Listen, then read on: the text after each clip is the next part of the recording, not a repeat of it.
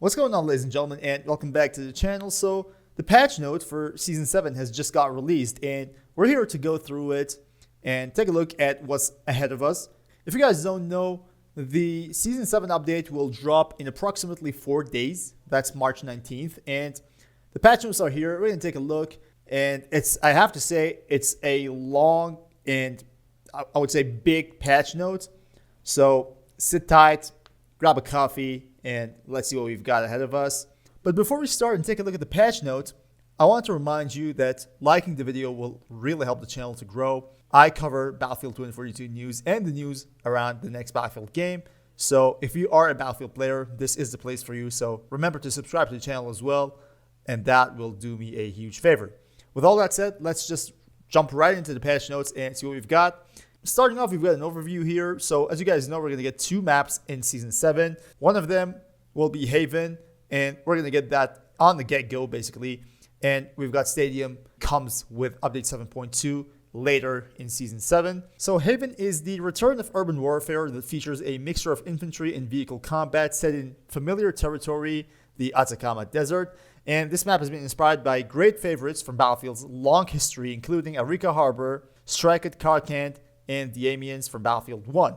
That's about the new map Haven, and we've got Stadium, which arrives later in Season 7, apparently with an update called Update 7.2. So Stadium was an area of Hourglass, will make its return as a standalone map, which was highly requested. This is based on what DICE claims. I've never seen Stadium being highly requested, but whatever. It's being reworked and adapted for intense infantry-only close-quarter battles.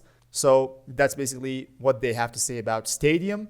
Based on the trailer, it looked nice. I believe it was an intense infantry-only location, but just releasing it later in the season just doesn't make sense, really. We've got new weapons, AK-5C, SCZ-3, and DFR Strife. So basically, AK-5C and SCZ-3 are coming on March 19th, and the DFR Strife, which is a new LMG, will arrive later in Season 7. AK-5C is an assault rifle that offers an excellent balance of firepower and accuracy, making it the perfect partner for close quarters combat.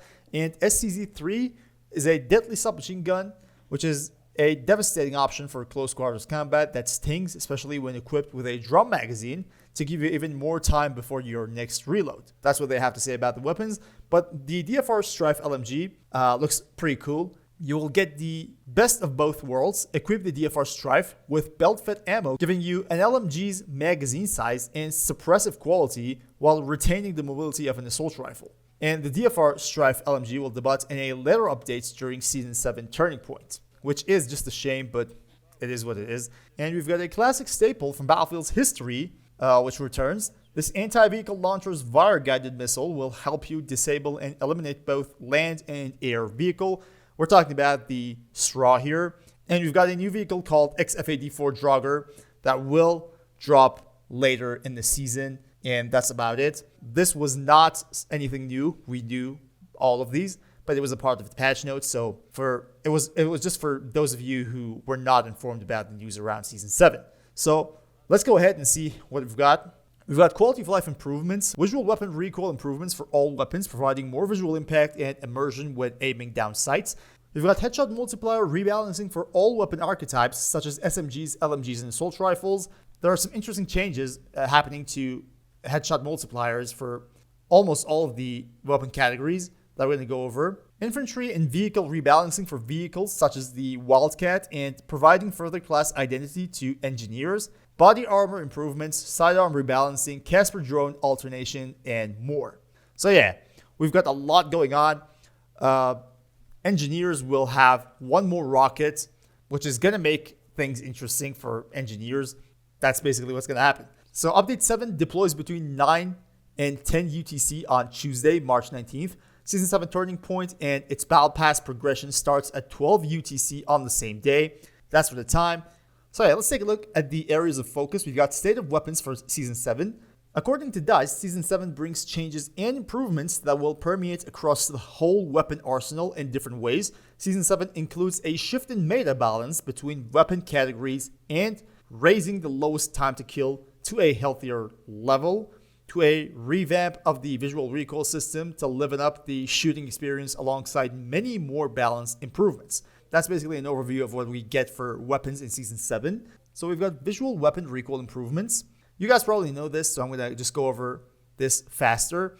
Basically, what's going to happen is that we get a bit of more visual recoil on almost all of the weapons, but SMGs, LMGs, and assault rifles are easier to touch. The change will basically make your shooting experience a bit more realistic, let's call it. What's going to happen is, for example, when you shoot an LMG, you're going to feel that your LMG is kind of heavy and chunky, whereas when you shoot something like an SMG or an AR, you feel like it's a bit more sharper and a bit quicker. So that's what the visual recoil tries to convey. Okay, that's all. It doesn't have anything to do with dispersion. It has nothing to do with your aim. And that's basically very good to be clarified, because a lot of people were kind of furious when they heard that it may affect some sort of dispersion. So no, that's not the case. We've got headshot multiplier rebalancing, which is very important here. So I'm going to go through this and let's see what's going on. One of the other big updates coming in Season 7 is a rebalance of the headshot damage multipliers. These changes will bring a rebalancing of our weapon categories, particularly SMGs, assault rifles, and LMGs, and how they perform at different ranges.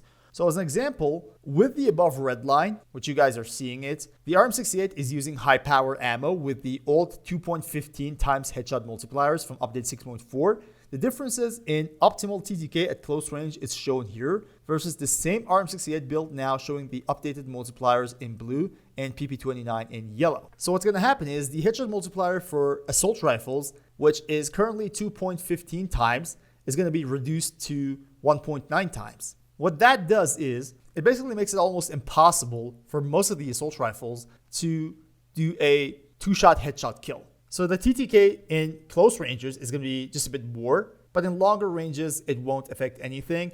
As DICE claims, you probably won't notice this in longer ranges, and they're basically doing this to kind of let you feel what it's like to have an assault rifle, and it complements the role of an assault rifle, an LMG, or an SMG.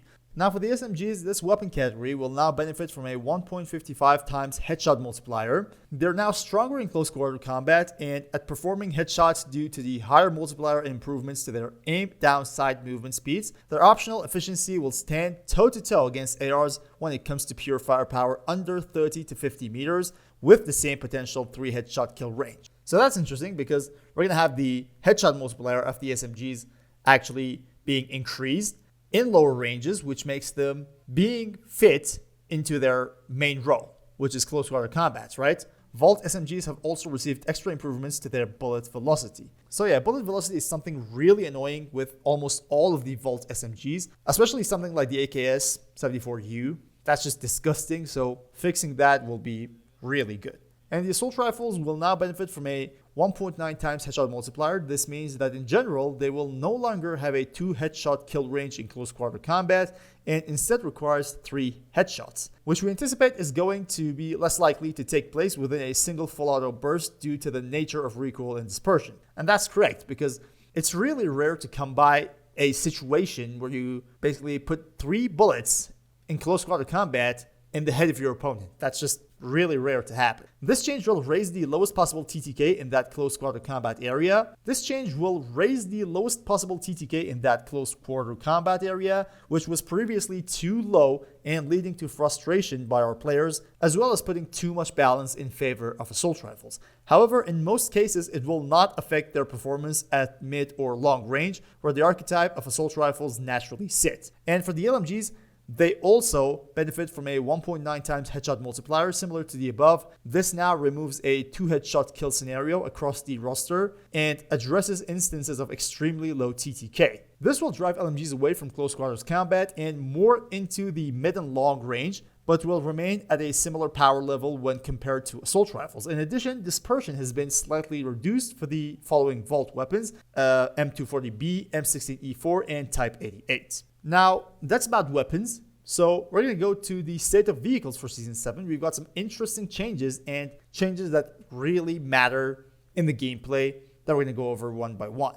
So DICE says we're aware of ground vehicles currently face too many threats, both from infantry and other vehicles. let me tell you something quick here. Like, air vehicles are extremely strong against ground vehicles. Extremely strong. And most of the ground vehicles can't do anything against them. Like, a tank can't do anything against a attack helicopter. The attack helicopter can basically destroy it in a single dive. It's ridiculous. On top of that, DICE says it has always been their aim to encourage and empower vehicles so that they feel able to engage with objectives and be alongside their fellow infantry teammates. As such, with this update, we are aiming to lessen the amount of threats towards ground vehicles in order to give them breathing room while also ensuring that infantry are capable of engaging too. So what they're trying to say is, because these ground vehicles are facing too many threats, they tend to play very defensive playstyles. And you can see that in the game, that a lot of Wildcats, a lot of tanks are playing in the red zone. So that's what they are trying to address here. To achieve this, DICE says, we are increasing the time before a vehicle can be hacked, and we are also removing the EMP functionality from Casper's OVP drone. And going forward, this will now be focused more towards spotting infantry and vehicles. I mean, removing the EMP functionality from the drone is fine. I mean, at least let the drone destroy some of the gadgets, like beacons, the shoot down sentinel of Irish. These are the things that OVP drone was really helpful to counter, and that's not going to be the case anymore. I guess that should have been an exception, but I don't think they have anything planned for this. So that's going to be completely removed. We've continued our work with the gadgets team to lower the amount of C5 from 3 to 2 on assault and recon classes, while engineers will have access to 3 C5. Anti-tank mines will now take 2 seconds to activate upon being placed, so they can no longer be used in the same fashion as C5. So let me clarify something here. I'm pretty sure you guys have seen this. Some engineers basically go up against a vehicle in very close ranges. They start throwing mines, and the mines basically explode instantly. So they use it as a C5. Basically, that's a better version of the C5 because it deals a lot of damage, easier to throw, and gets activated faster. So what they're doing to the mines now is that when you place them, there's a 2-second delay until they actually get charged and are ready to explode. It's not really a big deal. It's just trying to compel people to use it in its intended role. So there are changes to the Wildcat as well. The engagement between the Wildcat and our air vehicles is not where we want it to be and can often result in very lopsided gameplay loops for either side. In order to help with this, we are lowering the range of that main default cannon, which will create a window of opportunity. We are removing the lock-on that exists on the Y-axis, as well as removing the 40mm cannon on the Wildcat in order to fully commit this vehicle towards ground-to-air duty. So basically doing this means the Wildcat has to get out of the red zone, has to be present in the battlefield, can't engage with ground vehicles as efficient as it can right now. So that's going to be some balancing changes to the Wildcat as well. We've got first-person sensitivity on ground turret vehicles. Up to this point, we had aggressive sensitivity constraints on aiming systems on our ground vehicles in order to make sure players cannot necessarily turn the turret at very high speed, and there was always a catch-up phase for the turret to match your input unless the player was zooming in with these vehicles' primary cannons. With this update, we are changing that. You will now have a similar experience to zooming when driving around unzoomed. This sensitivity rate can be changed within the options menu, of course. Please note that there will still be a threshold to prevent extreme cases of sensitivity. We've also increased the turret speed on all ground turret vehicles to complement this change, except the railgun tank or the EMKV Tor. To put it simple, when you're playing as the main driver of a tank, when you try to shoot someone and you have to basically turn that turret, you see it's kind of sluggish. It really is. And it really hurts the experience because comparing it to a game like Battlefield 4, it's really just slow. So they are increasing the speed on every vehicle that has a turret. And with this change, you will now be able to have a better sensitivity, being able to basically turn that turret just a bit faster. Okay, with all that said, that was basically the more important parts of the Season 7 patch notes. But we've got the changelog here as well. We're going to go through it one by one, see what's going to happen. About the progressions, player will now get squad wipe XP after successfully killing the last remaining member of an enemy squad. That's interesting. And for the gadgets, there's only a fix here where the recon drone could exit map boundaries. As you can see, nothing too big. For vehicles, we've got some general improvements. Lowered explosion damage of jet anti-vehicle rocket pods to ground armored vehicles by 15%. This change does not affect transport vehicles. That is basically a lot, 15%, because when those jets are shooting rockets, for example, at a tank, that tank is going to receive 15% less damage. That's basically a part of their program to kind of buff the ground vehicles, let's say. That's actually one step in that direction. Increase the damage air vehicles receive when colliding with certain objects. Increase flare reload time from 12 to 14 seconds. So that's actually increasing the cooldown of your flare as a pilot from 12 to 14 seconds. That's an extra 2 seconds. Can be the difference of life and death, believe it or not. And we're going to see the effect of this change pretty soon on the battlefield. Increase the damage regular bullets deal to light air vehicles. So that is, again, nerfing the light air vehicles, especially the Nightbird, because they are the main air vehicles that actually come very close to the ground, and people can shoot them easier. Increase the time before a vehicle can be hacked again from 10 to 12.5 seconds. So that's actually increasing the cooldown of the firewall by 2.5 seconds, which again is encouraging the ground vehicles to have more space. Increased turret sensitivity on all turret vehicles except for the Tor. We've gone through that just a few minutes ago. For the EBAA Wildcat, engine power on low speeds will be increased to allow for better acceleration and more power climbing uphill. Increased turret HP from 250 to 550. Remove 40mm cannon to fully commit this vehicle to anti-air capabilities. Lowered default cannon range from 700 meters to 550 meters. So that's actually another big change for the Wildcat. It compels the Wildcat players to be more present in the battlefield. They now need to be closer to the front lines to be able to effectively engage with those air vehicles. So that's another change. That's going to be interesting to see those Wildcats actually getting out of the red zone.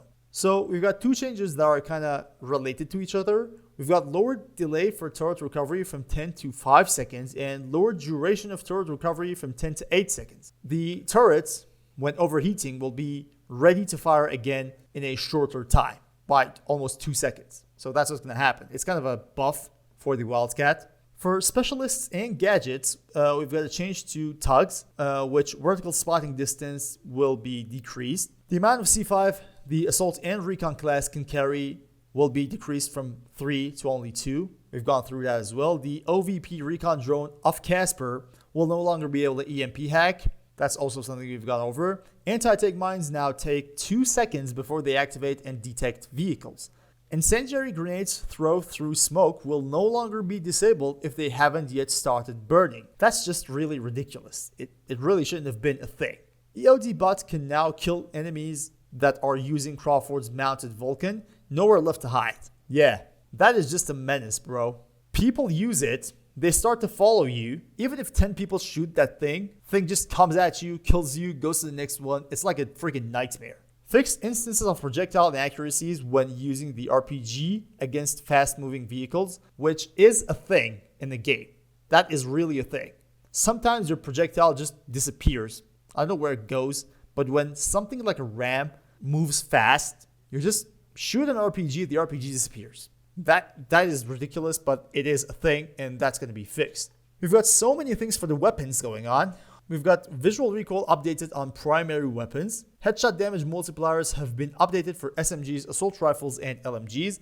SMGs have been increased from 1.25 to 1.55 times. Assault rifles have been decreased from 2.15 to 1.9 times, and LMGs have been decreased from 2 times to 1.9 times. Increased move speed during ADS by 10% for K30, MP9, P90, and AC9, and by 5% for PP2000 and PBX. That's also something to consider. Improved hipfire accuracy for P90, K30, MP9, and AC9, as well as the AKS-74U. To bring dispersion reset when bursting in line with other SMGs, it is now a bit faster for AC9 and P90. So the AC9 and P90 will now be more accurate when burst firing because that dispersion reset will just happen sooner. Bullet speed increased for AKS-74U, P90, and PP2000. Bullet speed decreased for PP29 by 10%. That means from 520 meters to only 450 meters per second. Dispersion reduced by 10% for M240B, M60E4, and Type 88. And that's great for these LMGs because 10% lower dispersion is no slouch. M5A3 dispersion has received some changes in the way it's calculated and biased within the dispersion circle. It will result in approximately 10% better accuracy, most noticeably when dispersion is high. So you've got an approximately 10% increase in accuracy for the M5A3, especially when the dispersion is high. So we've got the CQC damage reduced for LMGs and ARs from 28 to 26, which reduces the occurrence of 2 headshot kills. That means it will not remove it. It's just gonna reduce it. That's basically gonna happen because some of the weapons have higher damages, and even with 1.9 headshot multiplier, they will still be able to do a 2 headshot kill. Probably something like the Scar can still 2-shot headshot you. Improved lock-on when a soldier gets in the line of sight. Lock-on acquisition will be less affected by it. Thank God. This was my problem and my friends for the past 2 months. One of my friends just uses a soft lamp to laser mark those vehicles, and we are using javelins to basically destroy them. If only a goddamn bee flies in front of that javelin screen, the lock-on acquisition will be destroyed. That's just ridiculous, and thank God they're fixing this thing because it was driving me freaking crazy. So there are some changes as well to specific weapons. For example, the G57 will receive a reduced damage from 28 to 24 from under 30 meters for close quarter ammo and below 20 meters for subsonic. MP28 will have its damage reduced from 28 to 24 between 30 and 74 meters. PF51 will reduce some interesting changes. It will have an increase in hipfire accuracy by 30%. That's a big number. But the ADS accuracy will be reduced by 15%. So it's going to work as an SMG, believe it or not. That's a secondary weapon, but it's going to be a goddamn SMG, and you can basically spam it with hipfire accuracy being increased by 30%. M39R will have hipfire accuracy increased by 30%. That weapon will still be shit. 12M Auto will receive some tweaks for the shortened barrel attachment. When it's equipped, pellet dispersion will increase by 25% horizontally, reducing its effectiveness at range and on one-on-one engagements. So that's a nerf to the 12M Auto. And for you guys who are not brave enough to play without a body armor, I've got good news. The body armor gadget will now have an extra protection against buckshot and fléché ammo. This effect will only apply when the projectiles hit the torso and not the limbs or head. That's basically a buff to the body armor. So scope glints are removed from 4x scopes. However, all scopes with magnification 6x and above will still have glints. So that is about it. The very big patch note of Season 7. If you guys have any questions about anywhere on the patch notes, do make sure to ask it in the comment section. I will be completely glad to answer you. I've only tried to go over the important parts, but there are so many tiny changes out there, so you can go ahead and read that as well. Hope it was helpful and hope you enjoyed the video, and until next time guys, stay cool.